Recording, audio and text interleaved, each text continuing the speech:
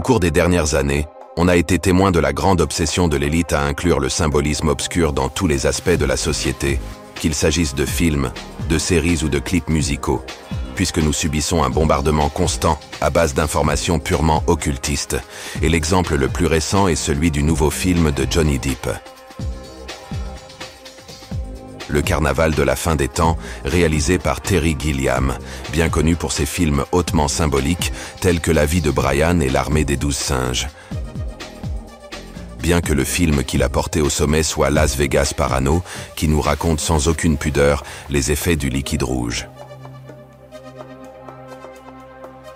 Cette nouvelle production de Gilliam sera une comédie, dont le sujet concerne la décision prise par le créateur d'éradiquer tous les êtres humains. Et curieusement, dans toute cette histoire, le seul être qui tentera de sauver l'humanité ne sera autre que l'être obscur interprété par Johnny Depp.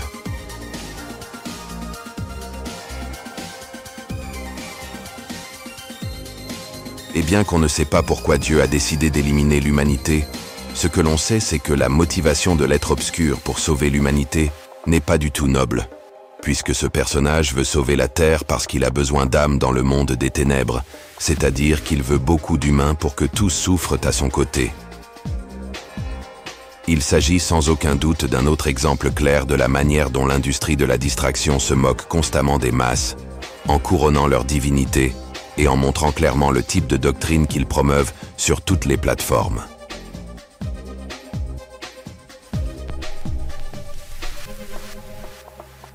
Quel que soit le genre ou la région du monde dont on parle, l'agenda élitiste s'applique à tout le monde et les schémas sont visibles aux yeux de tous. Par exemple, ces derniers jours, une chanteuse américaine a annoncé son nouvel album qui portera le nom de son prénom, Megan. Ce CD est présenté comme la renaissance de l'artiste et son inspiration sera les serpents et la façon dont ils perdent leur peau. Mais lorsqu'on prête attention à la pochette, on se rend compte que cela fait partie du show élitiste que l'on connaît. Ce qui ressort le plus, c'est sa recréation en moruga, un genre d'araignée, c'est-à-dire une marionnette en phase d'initiation, tout juste au moment de se transformer en marionnette monarque. De plus, n'oublions pas la façon dont son initiale donne la sensation d'apporter deux piliers à l'image, et en plein milieu, on a le triangle inversé, le tout bien sûr déguisé en forme de M, mais ne vous laissez pas berner. D'ailleurs, le personnage derrière ce montage ne s'arrête pas là. Sur son compte Instagram, vous pouvez trouver beaucoup de matériel mettant en vedette différents pantins de l'industrie, et chacun d'entre eux est plein de symbolisme.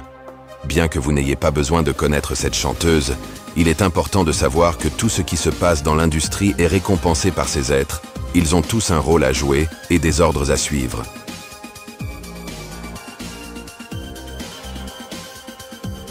Il y a quelques jours, le Mexique a élu entre guillemets une nouvelle représentante et la gagnante en question était Claudia Sheinbaum. Et pourquoi je dis entre guillemets? Eh bien, après avoir été finalement annoncée comme sa future dirigeante, la première femme de l'histoire comme un fait non négligeable, plusieurs détails sont apparus qui révèlent un agenda. Par exemple, sur la couverture du célèbre magazine qui se moque constamment des masses, on peut voir en haut une silhouette que plus d'un pourrait facilement reconnaître. Et bien sûr, dans de nombreuses occasions, elle a clairement indiqué qu'elle faisait partie de la même société avec le reste des pantins.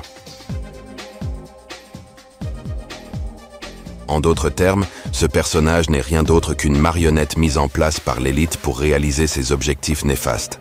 Rappelez-vous que si le vote avait une quelconque utilité, il serait totalement illégal.